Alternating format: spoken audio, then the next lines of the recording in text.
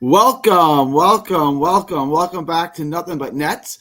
Got some interesting trade rumors going on. Claxton and CJ may be on their way out. I got a full panel in here. I got my full crew in here to discuss it. I got John from Everything BK Nets, and I got Dylan from Nets Press.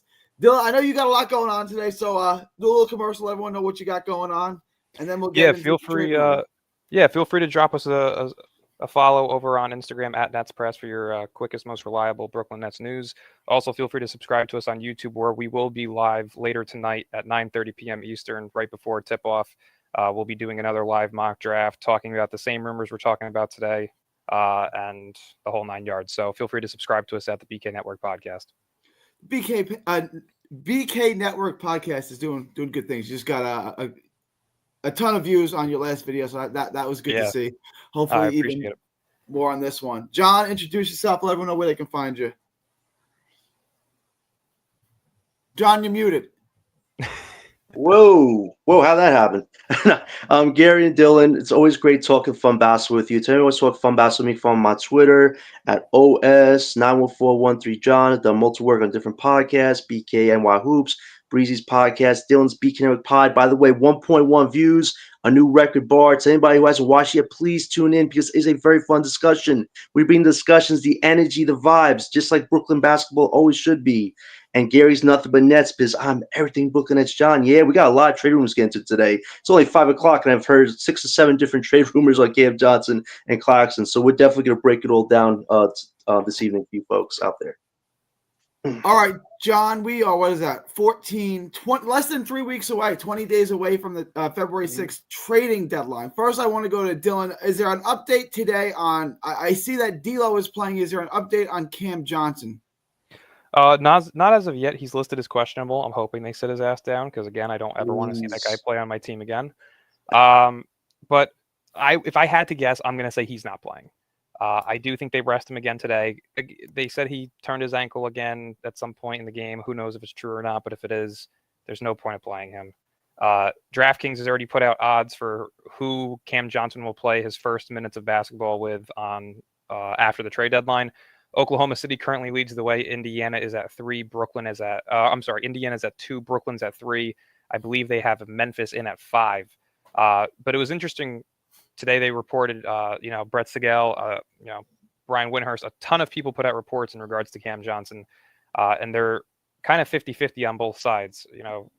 For instance, Brett put out today that Memphis, Indiana, Sacramento, and Orlando were the 4 main teams pursuing Johnson at this moment in time. We've heard Cleveland's now pursuing him. We also know that Oklahoma City's been known as the front runners. Who knows if that's true anymore because their name wasn't listed in Brett Sigel's recent report. But it's interesting. I said it. I posted it yesterday actually as my midseason predictions over on Instagram. It's my pinned post, so feel free to check it out. I did say I think Memphis is the one that gets the deal done. So it'll be interesting to see how this all plays out. Yeah, I think Memphis is because their roster. They don't have to gut anything to get him. They have picks to move. They're not stingy like Sam Presti is. I think they give up 2 firsts and like a Marcus Smart to get him. I could see that happening. Say that one more time. What was the trade? Marcus Smart, a 2026 unprotected first and like a 2028, whether it be top 8 protected or unprotected, whatever the case may be. But I think that's the deal that gets it done because it was also reported Brooklyn feels that they're going to hold on to him until closer towards the deadline because they think they can get 2 first-round picks for him. So it seems they're kind of pivoting away from the young player in first and kind of sticking to the picks, which I like. I don't mind that. So we'll see. I hope so. Let me ask you this question, Dylan. Has Cam Johnson played his last game in a Brooklyn Nets uniform? I mean, we kind of asked that last time and we all said yes, no, yes, no. I don't know, man. They're so weird with this. I personally, if it was my decision, yeah, he played his last game, but I don't know. They're just so weird about this. I'm gonna say no. I'm gonna say he plays like 1 or 2 more times because that was my next question. If I put the over under at 2.5, you taking the under on that? Yeah, I'd take the under. I'd say 2. Okay, John, let me swing that question to you. Cam Johnson, 2.5 games in a Nets uniform, over under. I'm always want to go under. I'm ready to get done with this Cam Johnson saga. I'm ready to end the twin era once and for all. I mean, to Dylan's point, I mean, he was in multiple trade rumors today. You hear Memphis, Kings, Pacers, Magic. Surprised OKC wasn't mentioned. I believe they still are because remember, we're playing them this Sunday. And if Cam Johnson plays, that's like a tryout for him to show that team why they should give up multiple picks or a prospect for him. And at the end of the day, OKC has 15 picks. They have topic. They have movable contracts. They want to win this year, and Cam Johnson could be that last piece. Now, Memphis, interesting team. From what I heard, there weren't a lot of substantial talks, but the trade deal we came up with on your show, Dylan, I mean, Marcus Smart, Vince Williams, 2 first-round picks, that is a great offer that other teams would either have to come close to, or if they don't, that's a great deal for us. You get a veteran on point guard who you can move off next year or buy out since he's expiring. You get a young prospect in Vince, and the 2 first-round draft picks. If one of them is in 2026, there's your win right there. That's literally as most value you can get back for Johnson in a hypothetical trade. But I don't know if Memphis is willing to go there. But if they are, it shows that they want to compete and win against the Rockets and OKC. It'll be interesting to see how that all unfolds. And I know the Cavs will mention today. Listen, the Cavs, they're a stacked team right now. They got Mitchell's playing like an MVP. Darius Garland, huge bounce back season. Evan Mobley, not only meeting the potential, but being a fierce third piece on the team. And then you have Jared Allen to round it out. That core 4 has been carrying the Cavs through and through, and they have a great coach in Atkinson. But if they want to get Cam Johnson, you look at their assets right now. They only have 10 picks left. From 2025 to 2030, they have 7 second-round draft picks. I don't think that's enough to make a substantial offer for Cam Johnson. So I'm going to put the Cavs at the back here. But, yeah, to what Dylan said. Rewind that because I missed that. I wanted to address this Cavs. It was reported today from who reported this? While you're finding that, I was going to say there's been 11 confirmed teams that have shown interest in Cam Johnson over the past 2 months. It is the Cavs, the Mavs, the Lakers, the Grizzlies, the Thunder, Pacers, Magic, Rockets, Nuggets, Kings, and Warriors. So right now it seems like it's kind of down to the Grizzlies, Thunder, Pacers, Magic, and Kings, I would say. I think those six are probably the main ones that have an actual opportunity of getting him. But let me just rewind this. Executive from 3 franchises told The Athletic that Cleveland has expressed interest in acquiring Cam Johnson from the Brooklyn Nets, one of the most coveted players league-wide in the trade market. John, I know I just stepped out on this real quick. Yeah, can Cleveland be a real player? What could Cleveland – I'm looking at Cleveland's contracts right now. What could they offer us?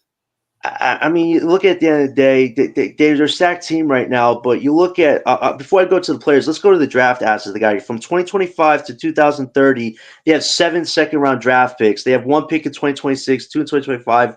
Those are the 2 main drafts we're part of. Looking at that, we already have pretty much stacked in 2025. 2026 second for Johnson. I mean, that's not really doing much for me. Then you have 1 pick in 2030. We're really going to wait 5 to 6 years to cash that pick in. That right there is a huge red flag. Look at the players. They want to give us Isaac Okoro probably. I would have been fine with him on his last year of a deal, but he just re-upped on a 4-year contract. Why do I want that with some seconds? That's not really enticing. And then they might want to give you Karis LeVert. Listen, that was the one I was looking at. $16 million. You add in LeVert, and then you throw in Jalen Tyson, Ty Jerome to put it over. Is anything like that possible? I mean, if you want to pair those 2 prospects with LeVert, 3 to 3 seconds and a late first, I mean, that's a mix of things. But if you think about it, that's if nobody else can go over that. There are many teams that can go over what the Cavs have to offer. And LeVert, you really want to be on your team. I understand we got the 2018 D'Lo vibes, but LeVert is still a pretty good scorer, man. Like, he can impact your game, whether he's starting or playing off the bench. And if we get him, are we going to flip him? Like, I don't know if Marks wants to do that. He's an expiring contract, like you said. Like, just looking at the assets for Cam Johnson, they're definitely prioritizing draft capital. The draft capital the Cavs have, besides that 2031 pick, none of these picks are really going to do much for us. And the Jalen Tyson kid you talked about, he could be interesting. But at the end of the day, we're going to draft like 3 to 4 potential prospects. So I don't know if this is a deal that really entices Brooklyn. Like, if the Cavs had multiple firsts and put all that together, maybe you got an offer that could strike a little bit, but I think the Cavs are in a great position, but I don't think they have the assets that we're looking for to trade them Cam Johnson. Like, they just don't have the draft capital we want, and they don't really have the prospect that we really would want. I don't think Yeah, I think the only tradable piece they have is Karis LeVert on an expiring deal. I don't think they'd want to trade Karis LeVert because he still helps them this year. He can still handle, can still create his own shot, and they're at a deficit for guys who can create their own shot off the bench. So I don't think that they could. I mean, they could, and they would maybe have to include Karis LeVert, but I don't think they would because honestly, right now, Karis LeVert is a better offensive player than Cam Johnson. Karis LeVert can create for himself, and he can create for others. Cam Johnson can just shoot open threes. So I'm not trying to throw any shade at him, but I don't think that trade would make a ton of sense for Cleveland. They do have some draft capital I'm seeing here, though, correct? They have They got 7 picks for the next 4 to 5 years, but our 2 main drafts right now are 25 and 26. We're already stacked with picks for 2025. 1 second round of 2026 is not going to do much for me. They got 2 and 27. They got 1 and 20. This is crazy. Yeah. Am I looking at this? Am I looking at this wrong? Hang on. Let me see what they got. 2025 goes to Utah. 2026 they have the less favorable of Cleveland. I don't know. I can't even explain. And then they have a 2027. So I could take this 2026 swap, which they only have 1 tradable first. Okay, so the 2026 isn't tradable. No, I'm going to show you guys what I'm looking at to see if you can make sense. The only 2 picks they have in their arsenal that are tradable is 2030 and 2031, and 2030 can't be traded because 2029 is gone. So the only pick that they have is 2031, and it would likely have to be a swap. Yeah, that just there's nothing attractive about what they have to offer us. Like if they had an actual 2026 first, you pair that with LeVert and maybe a Jalen Tyson, like you mentioned. Yeah, that's something. But OKC, Magic, Rockets, all those teams could beat that, even Memphis. So the Cavs really don't have the assets to give us an attractive offer. They're kind of set with their core forward. Like, yeah, you could want Cam Johnson all you want, but if you don't have the assets, it makes no sense for us to give you a free championship, essentially. Potentially. The other thing I wanted to address, I know we touched on this briefly, but I wanted to just Cody Mallory on X. It's a true 50-50 if the Nets trade Cam Johnson or not. I don't think it's 50-50. I think it's like 70-30 they do trade him. But if they do want to trade for a superstar in the offseason, Cam Johnson would be a salary piece that they could swap.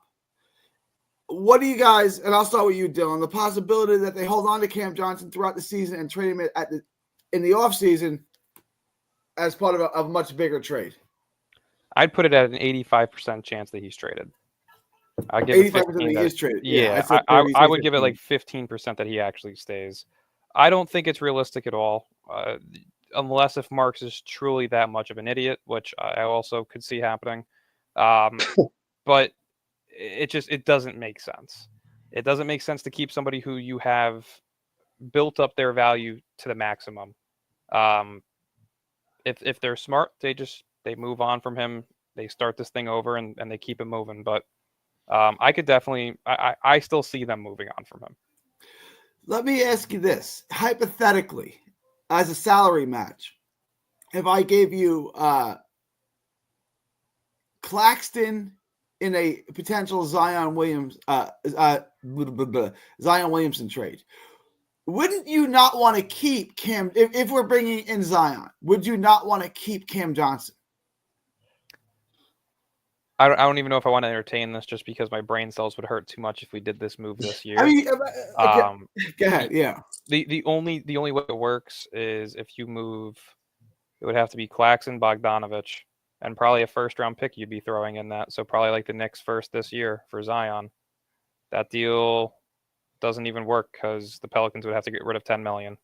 Trading with New Orleans is a shit show. You have to get a third team involved, and in all honesty, there's no reason as of right now for Brooklyn to go after Zion. There's not one. I can't think of one. He is, like I said, if there's anybody out there that could kind of just be the most unbiased possible in regards to him, I would think it's me, because I'm a big-time Duke fan. I absolutely love Zion. I've been watching him since his sophomore year of high school, but I would keep him as far away as possible from here. John, any possibility, or what would you put the percent chance that the Nets keep Cam Johnson throughout the season and look to trade him in the offseason as part of a bigger trade for maybe Giannis, maybe Zion, something like that? This is such a complex topic because we've been touching on this for a few weeks now. At the end of the day, it should be 100,000% chance this guy gets shipped out because at the end of the day, he's 28. If you keep him, by the time he's 31, he might not be able to replicate what he just did. Let's remember, he is a solid role player type guy. He's had a solid, very great 3 months, but he's also injury prone. At the end of the day, do you really see this guy as a third or fourth option with a star? I don't. If to Dylan's point, if Sean Marks somehow botches this up and keeps Cam Johnson, there is no chance he's staying on this team. There's a 50 to 60% chance, like you said, Gary, that he gets shipped out for a Giannis Antetokounmpo or a Zion. 2 big star players, well, 1 star player, the other has to recoup his value, that potentially have an interest in Brooklyn. Johnson is a salary piece to get you one of those guys potentially. I know many people in the Brooklyn fan base probably want nothing to do with those 2 guys, but you want to keep Cam Johnson. So if you keep Cam Johnson, there's a less likely chance this guy is a third or fourth option next to a star and is more likely a trade piece to get you a star. And some of you just don't want to ruin the 2-year window. So you should all hope that Cam Johnson gets dealt as soon as after this game against OKC this weekend. Because at the end of the day, Johnson's value will never be this higher. Whether it's 2 first-round picks or a first-round pick, unprotected, and a prospect, those are 2 solid deals that give you not only the most assets in the league, but pretty much completes our trade deadline as far as the main goals, which was to get as much assets as you can to put yourself in the best position to get a top 3 pick. I don't understand keeping Johnson does for us at all. At the end of the day, he's done more than what we asked him to do. Get your value up and get the best little mini haul you can back for him. You're not going to get a mid-cal haul, but Dylan just said there are 11 teams that have interest in Cam Johnson.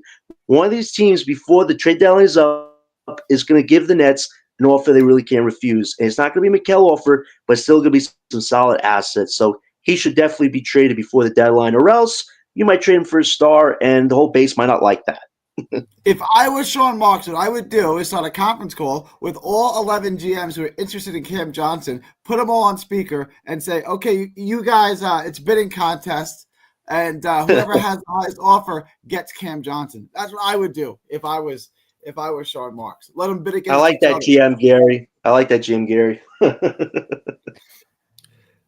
The other thing I wanted to get into, Dylan said that he liked the Memphis trade the best. He thought Memphis had the smoothest and deal that could be made and pretty good return. In a perfect world, John, of the 11 teams interested in Cam Johnson, where would you like to see him go and what do we get in return?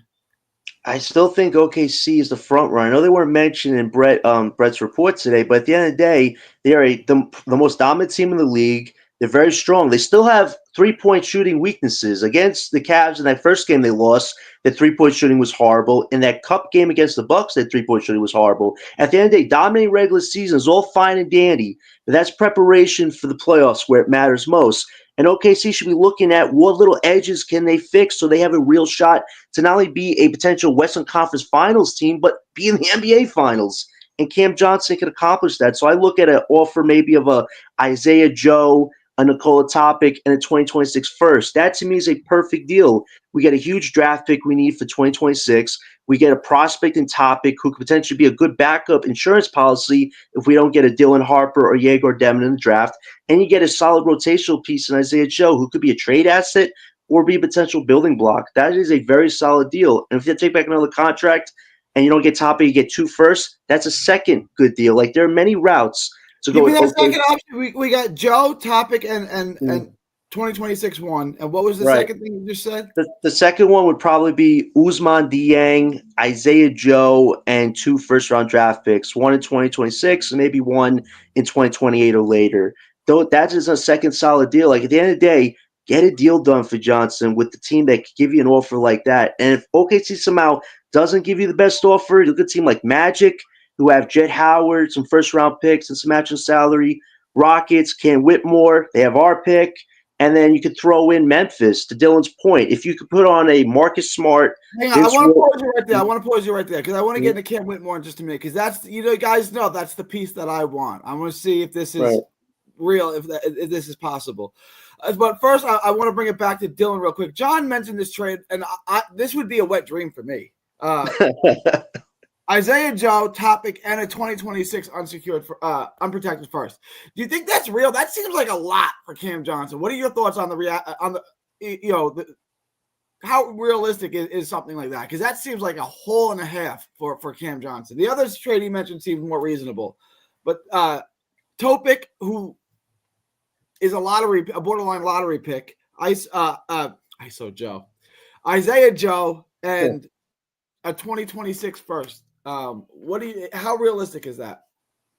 Yeah, I mean, it's so weird because OKC has too much shit to get rid of to secure this team that they have long term. Like, they have too many picks. They have too many young players. They can't keep this going forever. Like, what are they going to start doing? Trading back picks for future picks to keep this going? Like, it doesn't make sense. At some point, they have to overpay for something, knowing that they can overpay and still have top 5 draft capital in the league. So it's like, it doesn't make sense why they're waiting this long, why they haven't gone after another superstar to build a big three with Chet and SGA. I don't know, but they're just so weird about it. Isaiah Joe and Topic is probably unlikely, just because, again, Sam Presti's a terrorist. It doesn't even matter if it's like a lot or not. They have so much shit that they don't need these guys. Like, Topic is probably never going to see the floor. It makes no sense why he's even there. Because Brooklyn wanted to trade up with him with OKC last year for him, but it doesn't make sense to me. So I think the top 3 teams at the end of the day that are most likely to get him will be OKC, Memphis, and Orlando. I also think Sacramento is right there with Orlando. You could kind of just switch one or the other. It doesn't really matter. I think those are the 4 teams, though, that are most likely to get him. The other thing Topic is a Sean Marks type of guy. I mean, we haven't seen him in the NBA. He's been injured, but his height, his length, that's a Sean Marks type player, right? And Sean Marks wanted him last year. Do you think that Sean Marks is that's the direction, that's the avenue that he's going, is to try to get Topic in here? Dylan, I'll start with you. I think he's just trying to get any young player in here, whether it be a Cam Whitmore, a Reed Shepherd, a Devin Carter, a Topic, a Jarris Walker. All the teams that we have been linked to have young players outside of Cleveland and Denver. Even Golden State with Kuminga. Why am I missing a team here? Help me out here. Did you mention Whitmore from the Rockets? I did mention Whitmore. Hold on, I'll find it right now. Just why am I going blank?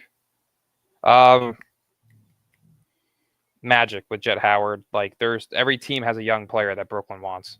So I wanted to address this. It's Nate, what it do, Nets fam. Nate, check out my video with Nate, and me and Nate talking about the Nets potentially trading for Zion or Greek.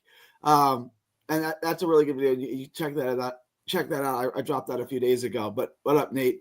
I want to address this comment real quick before we get to Cam Whitmore, because I do want to get to Cam Whitmore, because that's the piece that I want. LBL says no Zion, no Greek freak. We lost Dylan.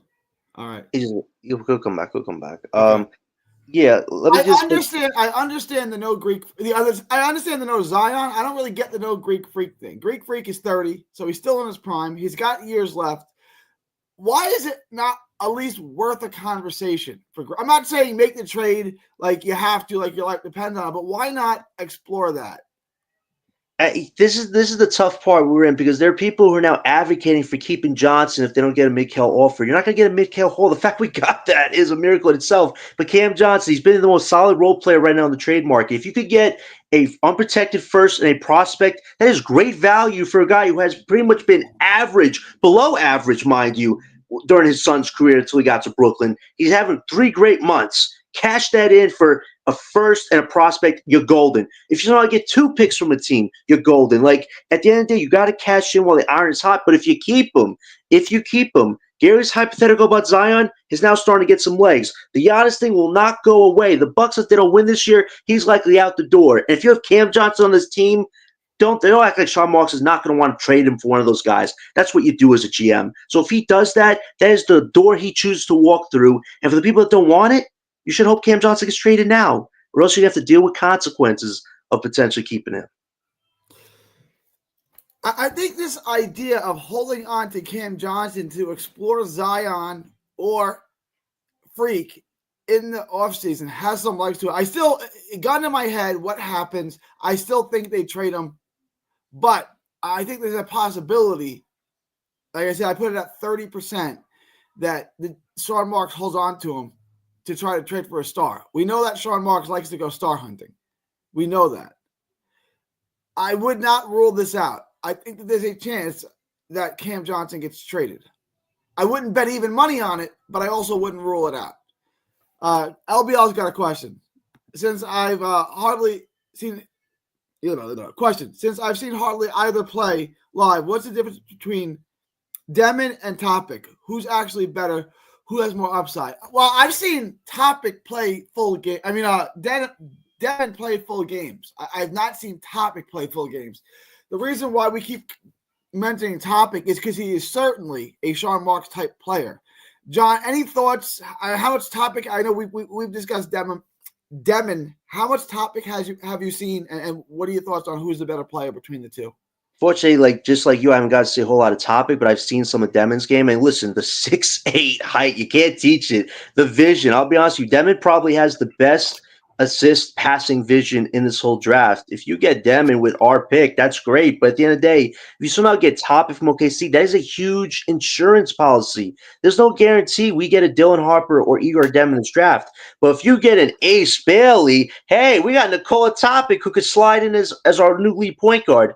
That's a chess move getting Topic LBL. And, to Dylan's point, it might be hard to see a Isaiah Joe Topic and a pick come back. But you know what? OKC has too much crap. At the end of the day, you have 14 out of 15 guys under contract with 4 first-round draft picks. You can't just put 4 first-round picks on a roster that's about full and you're just going to keep reshuffling things. This is why a Johnson deal with OKC makes perfect sense right now. They can get rid of a contract or two, take on Johnson, have a little space, get a pick or two, and then, reshuffle their own deck better that way. So that's why getting a Topic would work for Brooklyn. Give us a huge insurance policy in the case you don't get a Demon or Harper. But yeah, I would say Demon, with his vision and his height, he could definitely be a solid lead point guard on any team right now. LBL, you want to join us? I can send you a link if you want to get in on the conversation. Love to have you if you got a little availability. Now, I want to move this back to Cam Whitmore. You guys know I love Cam Whitmore. Mm-hmm. Leaf's in the building. We got Leaf here. Hey, actually, Leaf. LBL, I'll pin it here. I put the link in the chat. What up, Leaf?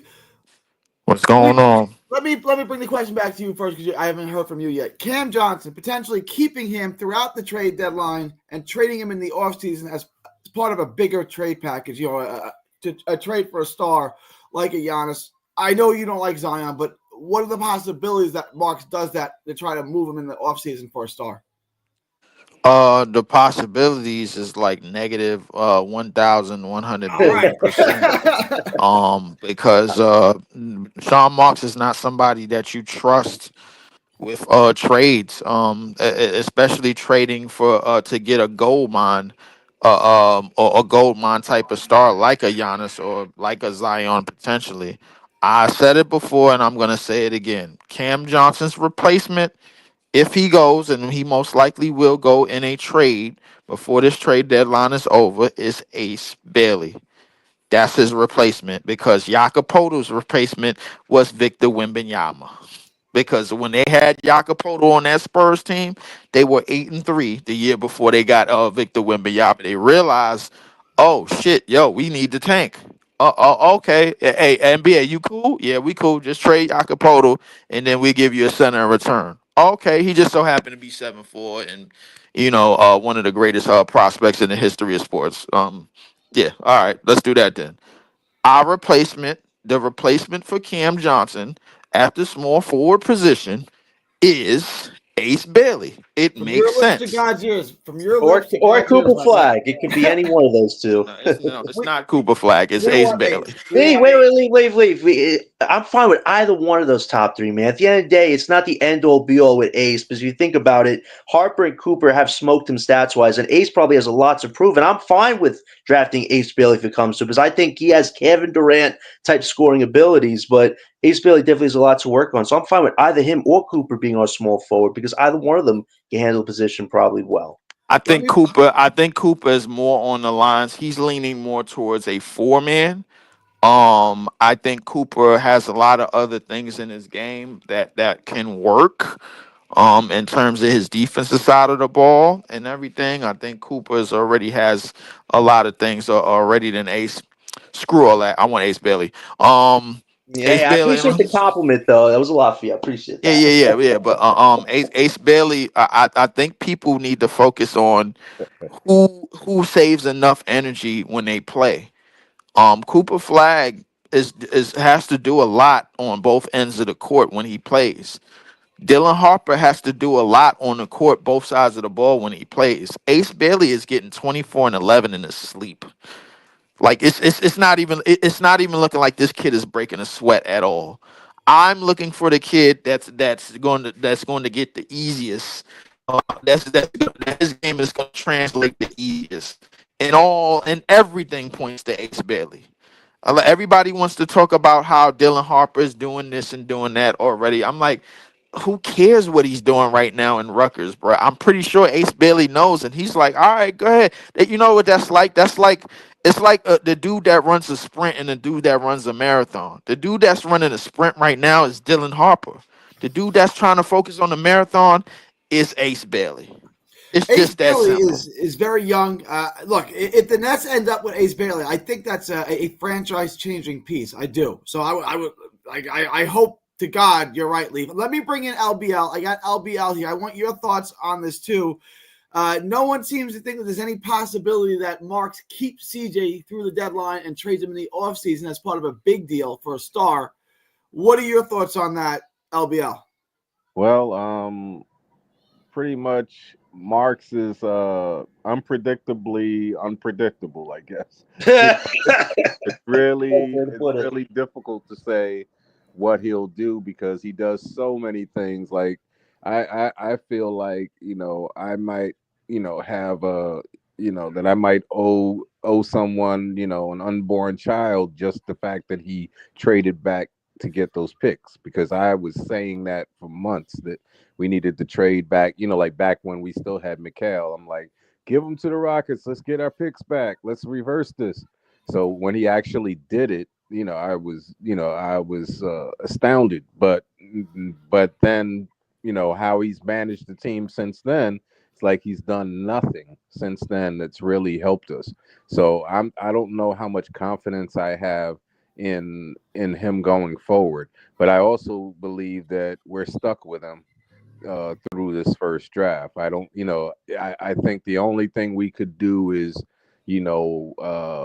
wage a smear campaign, like all of us, constantly saying fire Marks, fire Marks.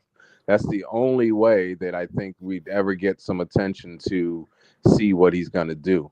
But as far as for CJ, as far as for us, I don't know. Like, I know the right thing to do is to trade him right away.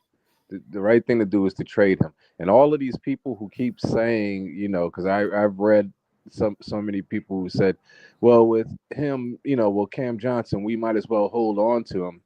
They don't want to hold on to him like you, Gary, for a bigger fish.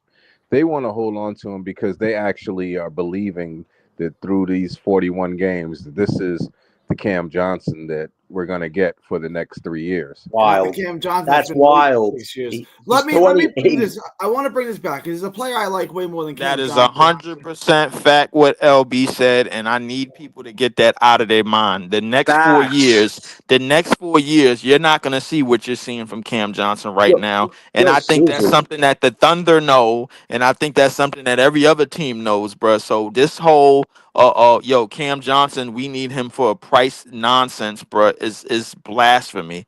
Right. It's big time blasphemy. His replacement is either Ace Bailey or Cooper Flag. That's what his replacement is. Let me just mention this. Take I LBL. think the value, and LBL put this in the chat before. I think that the value on Cam Johnson is getting overvalued, but I think it's real because there's not a lot of pieces this year that can be traded at the deadline. Teams don't have space. There aren't players on expired. There's just not a lot of good players you expect to get traded at the deadline. One that is Cam Johnson. So, he's kind of competing against himself. This is why you see all these teams interested in Cam, because Like, there's no other girl to take to the prom right now. She's the only one. That's true. Yeah. But see what I keep trying to say to our enthusiastic John, and also to the more pragmatic Dylan, is that if OKC does nothing, they're fine. I agree. I agree with that. So I mean, so like, where it seems like a little bit of the envy is coming out in us. Well, they must do this because they can't afford. Sam Presti will handle that when he has to. But right now, if anyone saw, That's what I said a couple of weeks ago, LB. Nobody they listened just to me. smoked the best team in the East, right?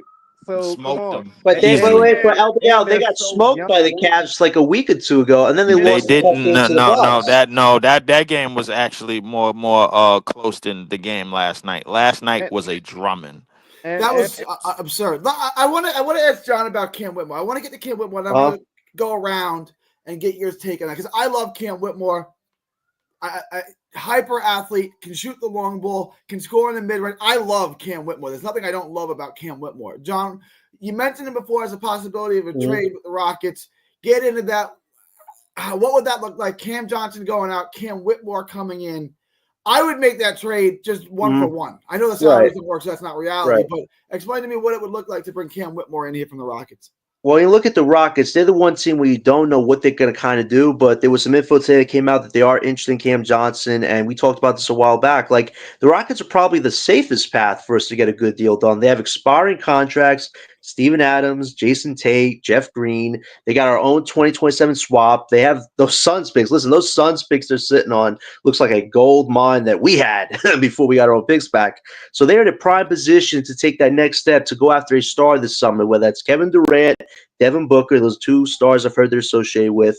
But looking at right now, they're very competitive. They're like the second or third best team in the West. They want to make an impact in the playoffs this year. And Cam Johnson, a solid vet, could definitely give him a little edge there as far as trying to win. And you look at Cam Whitmore, he wants to play. I mean, this young prospect is frustrated the fact he's had to play G League time. When he comes up, there was something that came out recently where he kind of gave him like a stare down, like, I want to play. I don't just want to be sitting on the bench, giving you guys daps and all that. He actually wants to play and show that he's a top prospect. So if we can get Cam Whitmore and Sean Marks can course correct the unfortunate miss error of drafting Dariq Whitehead because we just missed out on Whitmore, getting Cam back would be a solid chess piece for us because you need other prospects outside of the Thomases and the Clownies and whoever we draft.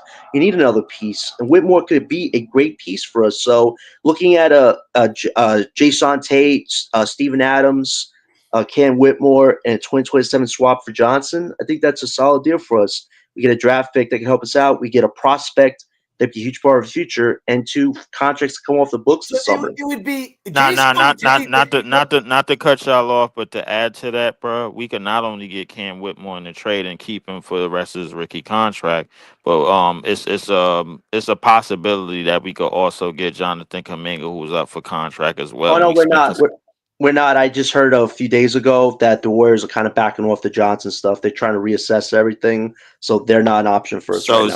So they trying to I'm talking about next year. Jonathan Kuminga could be an option next year because I'm told that the Warriors are not matching any of those offers. That's what I'm told. So where'd you get that from? CT, well, to the front office, Mike Dunleavy, and Steve Kerr. They basically in cahoots, man. Like Kuminga, they believe Kuminga should have been dealt 2 years ago. Yeah, well, at least a lot of people do. But I mean, like the thing is, we have the most money, bro. Like, and we're looking to sign players that we're looking to sign still young talent that we could trade off in another year or two and still get other pieces in return. So I mean, Jonathan Kuminga don't sound too bad, bro. I ain't gonna lie to you. I like the idea of Kuminga. Me and John have gone back and forth on this before. I like Kuminga. John doesn't. But, Leaf, I want to get your thoughts on this Whitmore thing because this, to me, is the most intriguing piece that we could trade for. What are your thoughts on Cam Whitmore as a player and the Nets potentially bringing him in from Houston on a Cam Johnson trade? Cam Whitmore on a Cam Johnson trade. Cam Johnson. I would be okay with it as long as he doesn't play the rest of the season because we still got to finish this tank process out because Cam Whitmore is not Cam Johnson replacement. Ace Bailey and Cooper Flag is. I'm staying to that.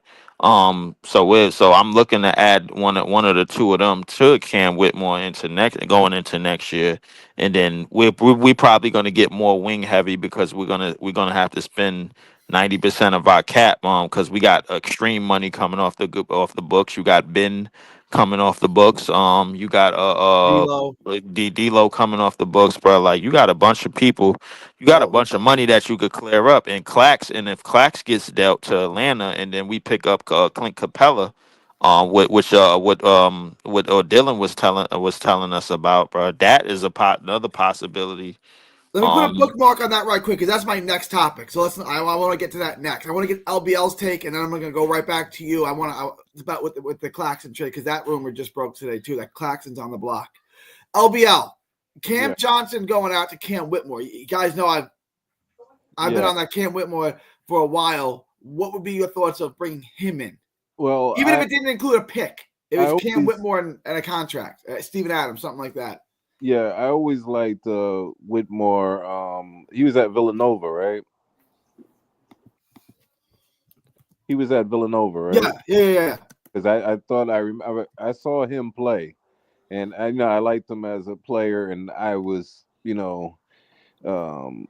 flabbergasted when he started dropping. But then what they were saying at the time, which kind of scares me, is they were saying the reason that he was dropping were some health issues about his back.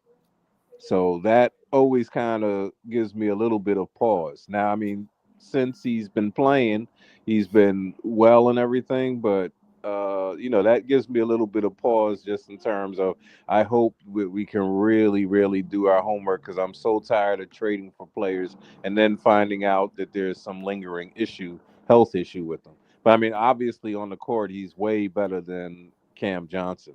And then the other thing with so that would be something that our team would have to do their due diligence on how healthy is he really is, or is it something that may require surgery or anything else down the line as far as for Cam Whitmore. But now the other thing is with it's funny. I was listening to John as he was talking about Cam Whitmore wants to play and everything, and it's funny because the same people, not John, but I'm saying the same people who were saying like this stuff about when we wanted to free Cam Thomas and like, oh, Cam Thomas needs to play. And remember, they were all like, oh, no, he just needs to shut up and he needs to listen to his coach. And who is he to say he needs to play? And it's like all of a sudden, Cam Whitmore is in that same position, but everyone is like siding, oh, no, he needs to play. And actually, with Cam Thomas probably had less people. Like once Kyrie and all of them once Kyrie was gone, he had less people in front of him than than Cam Whitmore does. Cam Whitmore at least has guys that they're heavily invested in and who are close to the same age as him. So that there is a difference there. Right, and I just want to add in too, like if the Go, John. Yeah, I just want to add this in too. There's probably a less likely chance we do deal with the Rockets. Remember this: if they're going star hunting this summer, Cam Whitmore or Reed Shepard, one of those two is probably being attached to that diamond mine of draft picks to get a Katie or Booker. So as much as we want Whitmore, unfortunately, it might be out of our control just because they're probably saving him for a way bigger deal down the line. So as fun as it is to talk about him, it would probably be hard to get him right now because they're probably holding out for their white whale to get. I want to bring this back to Claxton now. The other name that was mentioned, which we've mentioned, which we haven't heard a lot about in trade rumors, but we are seeing it's real, and that's we're open to trading Nick Claxton. Woo! Leaf, that makes John happy. It makes me happy. Leaf, your thoughts on the Nets trading Claxton, and where could he possibly end up? Dylan had brought up Atlanta, and we had people had talked about Memphis last year, but that ship seemed to be came and went or whatever. But I'm not taking it off the table completely because it could possibly happen. But Atlanta seems like the likely destination because they want to get off of apparently we can get some picks from them in future drafts, and they want to come up off of Capella, who is a contract dump, who is got expiring. So I mean, I always said, bro, it's some players on this team that will be okay in different places, bro. Like, I mean, it's just they role players, and that's what Claxton is, and that's what a lot of players that we have currently on this roster is, man. And I think Claxton will be fine with Trey Young, man. Like that's the type of player he needs to be playing with anyway. He'll be fine with him. But Trey Young would average north of 11, 12 assists a game, bro. Like if he's playing with him, the way they break defenses down, and the way that they have the shooters in the space and to set and everything, so. He'll be all right over there if he does go over there. We get Capella, we get this dump. That's $100 Salary million dump. dollars. Yeah. Yeah, that's a salary dump for us, and then another $100 million contract off our hands. And then Capella could just whisper in the wind, and then we'll be good. And then we could go into the off season, and then the Kaminga signing would actually be more of a reality for us because we could sign him for low shit because they basically nickel and dime him over in Golden State anyway. So we'll be fine. Yeah, it could be a way to, and we'd have even more cap space to offer Kaminga money. Golden State probably not going to match it. Kaminga could end up here, which I love. John, your thoughts? Claxton, we heard what Leaf said. What are your thoughts? I know you're going to love this, but go ahead. No, Leaf made some great points. At the end of the day, the whole Claxton re-signing, it just felt so like out of place just because of the fact like he's been in trade rumors for the last few years when we still had the big three, and it's like we kept this guy because we thought he could maybe be a core piece next to Thomas, but since he got the contract, this guy's been a completely different person. You know, he got the word a punk tattoo on his lip, start clotheslining players, want to fight refs, throw cushions at him, and it's just like, dude, you have no accolades to your name. You got $100 million contract, and Jordy's asked you to be a leader during a tough growth period, and you respond by wanting to get ejected multiple times and get texts, and it's just like, where's the character? Where's the leadership? Where's the maturity? And Claxton has shown you he wants to go somewhere else, compete with the big boys, ring ride, and get his rebounds and dunks in. Like that's a problem for us as far as building a future. And at the end of the day, you're not going to win a title with a guy that needs a point guard to unlock 89% of his offense. I'd rather have a young center through the draft where he can at least give me 10 to 15 points a game and doesn't need a point guard to do half the work for him. And you brought up the Hawks. Me and Dylan have been talking about that for a while where they're a perfect team on paper. You got Clint Capella's expiring. You want to throw in Larry Nance Jr.? Okay, we'll buy him out. Give us a first and maybe a Kobe Buffkin. There you go. Let him cook with Trey. Let us get the expiring contracts and have more cap space. Gary, you brought up a six stat a few months ago. Ben Simmons and Nick Claxton are making a combined $68 million right now. They are literally holding us by our necks. If we get rid of Claxton and Simmons' book comes off, we have unlimited cap space. We can set the roster for the next 3 to 4 years any way we want to before we have to pay all those taxes and luxury stuff. So getting rid of Claxton is an ultimate chess move towards maybe doing a Kaminga thing. Let's say the draft doesn't work out for us. There's your backup plan. We have all this cap space. You get a Kaminga with a Thomas, there's another route. So getting rid of Claxton opens up even more possibilities for us, and I hope it happens. I don't know if it's going to happen, but if it doesn't happen on this trade deadline, we still have draft nights potentially trade him. So I like the fact that Brooklyn is seriously thinking about getting off him because we can't win with a guy that has all these issues and has all this money, yet he's not showing you any type of offensive evolution. Just can't win with somebody like that. Let me bring LBL in real quick. LBL, Sean Marks likes to be right. He doesn't like to admit when he's wrong. We saw this last year when he refused to trade DFS, and he tried at the deadline, he tried to be the 10 seed and get into the play-in to prove that he was right about Bridges and Cam Johnson. He just signed Claxton to a big contract. Trading him for a salary dump would be admitting you're wrong. That would be the right thing to do. Will Sean Marks do it though? Yeah.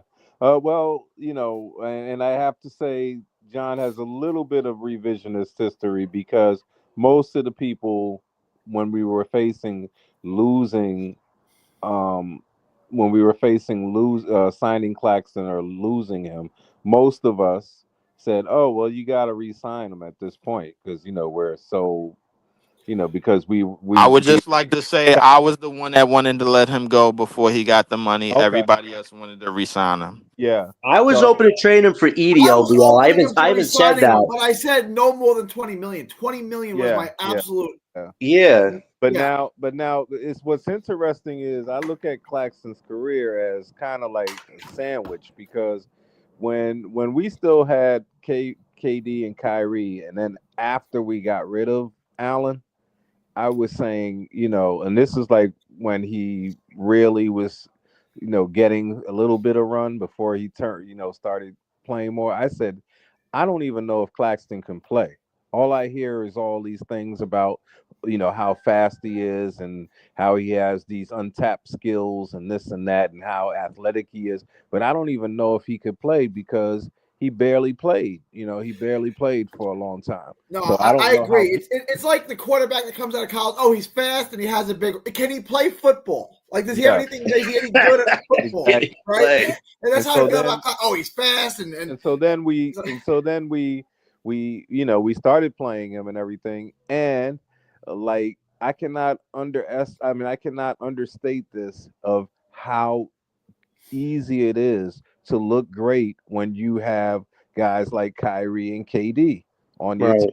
It's just like, they have to sometimes be double and triple teamed. And if you could play it all, it's easy to make the right move and everything. And I think Claxton was, a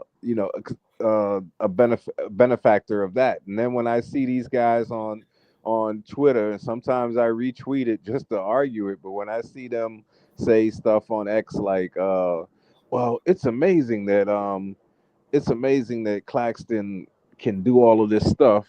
I mean that he showed that now all he can show is he can only score off of alley oops, and he can only score on dunks and stuff like that. And I'm like, this has always been who he is. You Right. guys are the ones that kept saying, "Oh no, don't worry, he has more in his bag." He has never shown it. If a player doesn't show it to you, you can't project it.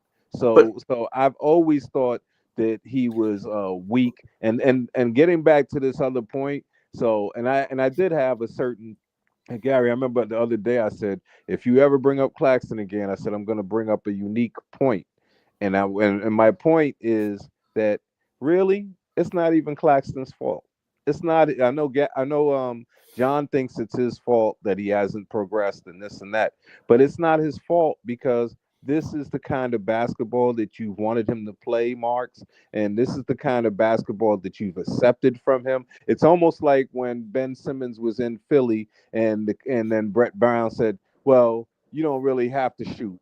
We're fine if you don't shoot." And that's what I'm saying. Marks was actually saying, "Hey, as long as you rebound, block shots, and run out on 3-point shooters, you don't have to really have offense, Claxton." And he's allowed him to be that. And now Claxton is kind of perplexed and frustrated because he's like, I'm still the same player I was, but now you guys don't like me anymore. It's like because you're exposed. Without Kyrie and KD, you're exposed as a one-dimensional player who really hasn't, If he goes to Atlanta, bro, and half of what people said he could do starts to come out and show, bro, over there.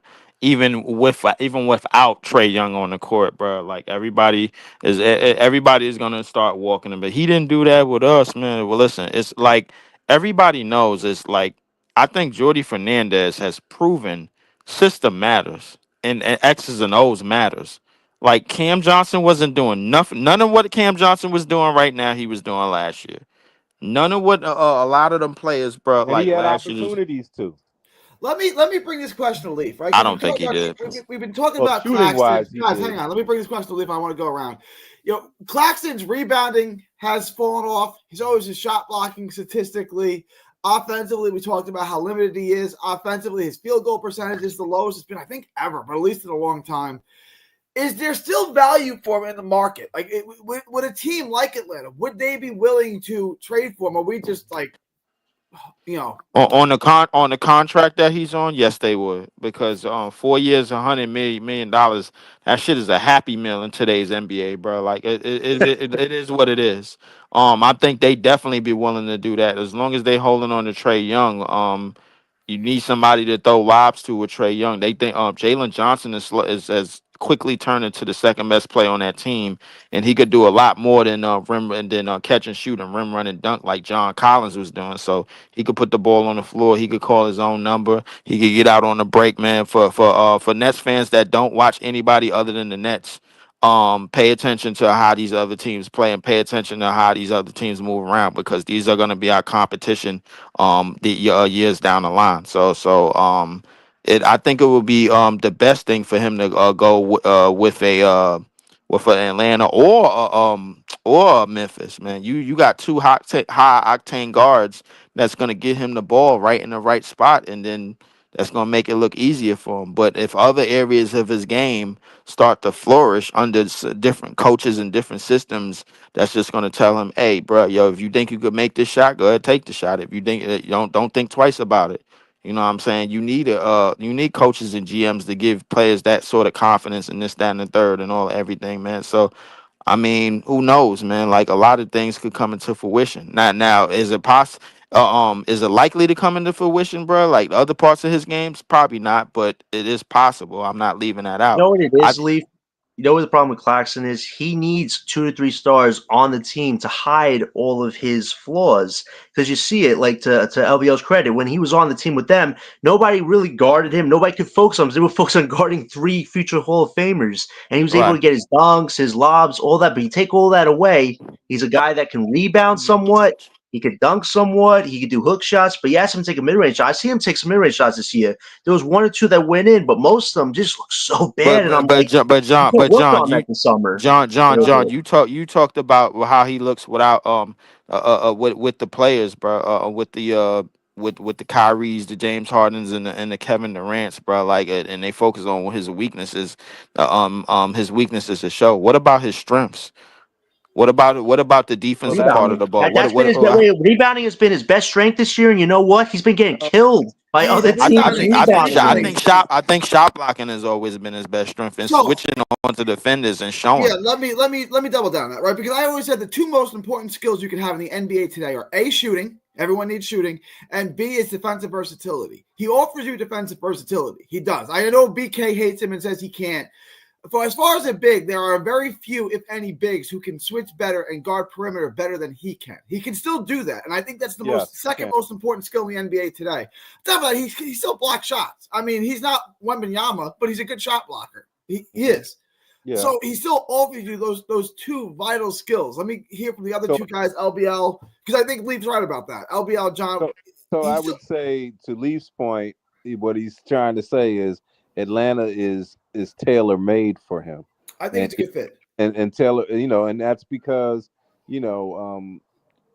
both like Jalen Johnson to a degree. I mean, I guess as he keeps progressing and everything, but we know as far as the point guard, Trey Young, he needs a double team, or John Morant, he needs a double team. So that definitely gives Claxton the space to roam and to get a lot of oops and a lot of that stuff. So and they'll spoon feed him stuff. So I think that would be a great trade for him to go for Claxton. It would be great for him to go to Atlanta. And so I think that he would probably flourish there.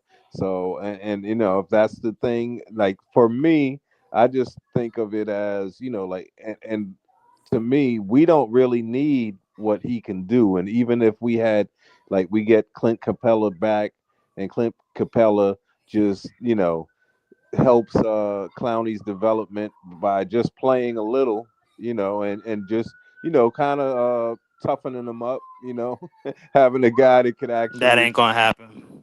probably not, but that's what I'm looking at, is because the problem with our team is it's the to me a lot of it falls on Marks.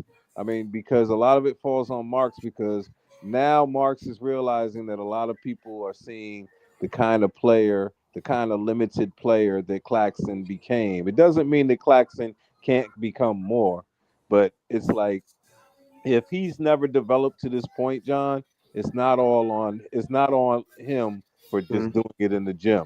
It's on the coach. It's not on. He's had so many different coaches. He's had about 4 different coaches. Right, So right. really on the GM. And to Let, add let me to get I guess John. Go ahead, let me get John's thoughts on this. So I haven't go heard from ahead, John John, yet. because I wanted to add something to the replacements before you Right. go.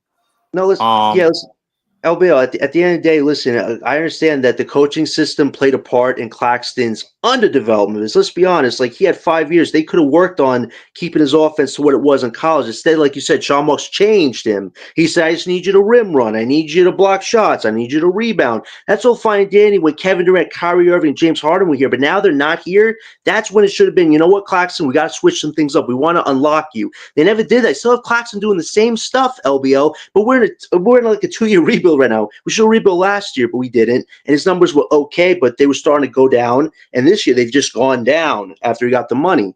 So if you trade him to the Hawks, like Leaf says, play him with Young, perfect combination. Really attention Young gets should free up Claxton to get some dunks, maybe make a jump shot once in a while and have better offensive skills. But you have to spoon feed him. I'd rather reset our center position, get a younger center around 18, 19 years old, let him bulk up, let him develop, let him rebound and score, not have to rely on a point guard. If we get a center in this draft or the following year's draft, I want to be able to self-create. I need a center that can self-create, not have to rely on a point guard to do 89% of his work for him. And I think that's the problem with Claxton is he only fits on a system where you can get him most of his shots without him having to do a whole lot there. And I don't think that's a key to winning a championship, per se. and John, I'm glad you on that topic because LB kind of threw me the lob and set it up, bro. Because he basically said Clax is not the type of big that we need right now going forward. Our defense in the future, bro, it seems with everything that we've been talking about in the last 10 minutes is gonna come mostly from the wings.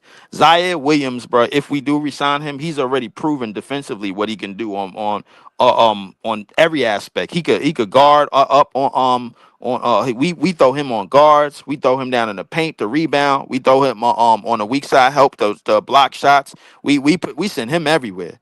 So like that's a young guy that we need. And then you talked about Cam Whitmore. We know he could do what he could do on defense. That's a possible player that could be here next year. We talked about Jonathan Kuminga, where we know what type of athlete he is, and that brings me to my replacement for Claxton. And it's obvious to me that it's Derek Queen.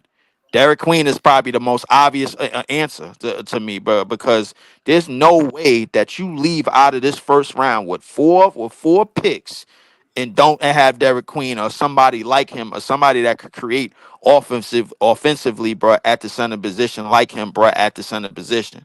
Because like that's already a big kid. He could already rebound at an elite level, and he could already score at an elite level at that size. And in the NBA, if you look at the players like that with that prowess, he's more related to obviously the Sangoons and the Sabonises and those type of guys. I just think he could do a little bit more away from the basket. And if you have that, bro, like along with Clowney, I think Clowney is probably proven that he could be more of a starting four with his shooting prowess and him being able to do things off the catch or off the catch and fake and a little bit more, bro. Like and if you have that alongside of him, I think that is gonna be somewhat of your formula going forward in the front court. Clowney, Right. Derek Queen, to that type of mix, bro. Like I think that could work. I think Claxton defensively, I don't think he can be replaced alone, obviously, but as a team and as a unit, I look at what teams is doing as a unit. I look at the Rockets and the Thunder, what they're doing as a unit defensively without go-to shot blockers like Chet Holmgren and without a set shot blocker in Houston, which should probably be Jabari Smith Jr. Realistically, that's sort of the mold. You want a lot of fast wings and fast guys, bro, on your perimeter that could get in the passing lanes and be athletic and defend and do a little bit of everything. And then you want at the center position that offensive juggernaut that could do a little bit of everything. That's a jack of all trades type of offensive player. I think Derek Queen kind of fits the bill. I agree with you. And me and Gary, Dylan, I was talked about Derek Queen. This guy's so impressive. I mean, he can go to the rim. He has a little mid-range shot in his game. He's not afraid to body up against players. Like, he offensively is a center you need. And to LBL's point, Sean Marks has to take a lot of blame for how badly he screwed up our center position. Like, he's got this thing where he can't ever draft a 7-footer. Like, look at the way the league is going. Wembanyama, Zach Edey, Kristaps Porzingis, like you need an actual big. Like they're always going to play huge parts. Maybe if you have 2 or 3 stars, but they still play a part, which is give you rebounding, give you scoring. They have to give you some type of scoring. And we've had undersized centers like this small ball philosophy shit that Sean Marks has wanted to duplicate, even during a rebuild. Like it's got to change. Small ball is going to get you nowhere. You got to start being like a Magic team. Get bigger guys on the court that can overpower you, that can defend consistently and offensively give you something. Like it's not going to happen with Claxton. Trade him this deadline, get a Derek Queen, put whatever draft pick you got up on the table to move up and get an actual center that defensively needs to develop, but offensively, you're going to get more than you're getting from Claxton right now. It starts with that model that you're talking about, Leaf, with a Clowney and Queen type model. We need that. We got to stop the small ball philosophy. Yes, last question. I want to go around. I want to get everyone's take. I don't know what LBL thinks, but I know me and John love Queen. I see that Leaf likes him. If you had to move up to, let's say, the top 12 or 13 to get Queen, what would you be willing to give up to move down? Would you give up next year's first round pick? Would you give up? I don't think Queen is going lottery. I think Queen is borderline lottery. I think he right between that middle part, like between the within the 14 and 20 and 14 to 19 20 picks. I think we could have something there, bro. Like if it's possible to move up a little bit in that range. Anything even a little bit outside of the lottery is possible to move up, but I personally think that Derek Queen is probably going to fall within that range, in that 14 to 19 range. So let me. Do you think we can get him? Give or take, bro. Do you think we can get him just on our own without? Yeah, it's possible. It's possible that we could get him with the Bucks our picks. 3rd and 4th. You're saying give up our 3rd and 4th draft picks to move up to get. Right. So would you package? I say give up them. Listen, I say give up something. I'd be willing to give up 2 for 1. So I say give up players, bro. I'm not giving up no damn 2 for 1, bro. Because the thing is, we need to come out of the first round with a wing, a guard, and a center, bro. I already got my wing, bro. I don't give a shit what nobody think about Dylan Hill Harper. That's fine. I want Ace or Cooper's. Cooper is okay. It's going to be the second option, but as Cooper is only a first overall pick type of basis. I want Ace. I want Derek Queen. Whoever the hell y'all want at point guard, y'all take y'all pick. I don't give a damn. But that's the plan, bro. The replacement for Claxton is Derek Queen, and the replacement for Cam Johnson is Ace Bailey. It's very simple. I'm looking at it a little different because I'm taking whoever is highest on our boards at those times, and that's why I said, like, if we get what we want with our first 2, and then Queen is still available, but he looks like someone else will snatch him, I'll definitely say, okay, you could have our 4th pick along with that 3rd to get that one guy that we want. That's what I'm saying. But also, to your point, I wanted to say something because I know John is in the minority here as far as he is the only one that thinks that like Cooper Flagg is the number 1 pick to me, but Ace Bailey is what we need. And the reason that John keeps saying that they're interchangeable, but they're not, because what Cooper Flagg is, he's like a Scottie Pippen, right? He's like that type of player. But what Ace Bailey is, if he is closer to a Kevin Durant or something like that, that's what we need. We need an automatic scorer, I can't shut this guy down scorer, potentially. That's what we need. So we need that more than we need a jack of all trades, a good all-around player like Cooper Flagg. So that's why everyone keeps saying, if you get a chance to get KD or Scottie Pippen, then you're going to take the KD because of how our team is constructed. We need that guy who can automatically score. And the thing is, we're not saying that Cooper Flagg can't score. We're not saying that he can't shoot, but he's not that type of player where it's like, oh, you better send a double. That's what I'm saying. That's the kind of guy. All right, I need to wrap this, guys. I need to wrap this. Yeah, let me just respond real quick. No, it's fair comparisons there, contrast and all that. I just think with Ace right now, the scoring, we all know he can score. He's got like KD type scoring. He's got McGrady stuff in him. But what else can he do besides that? Can he play make better than Cooper or Harper? I don't see it. He can rebound, right? He can shot block.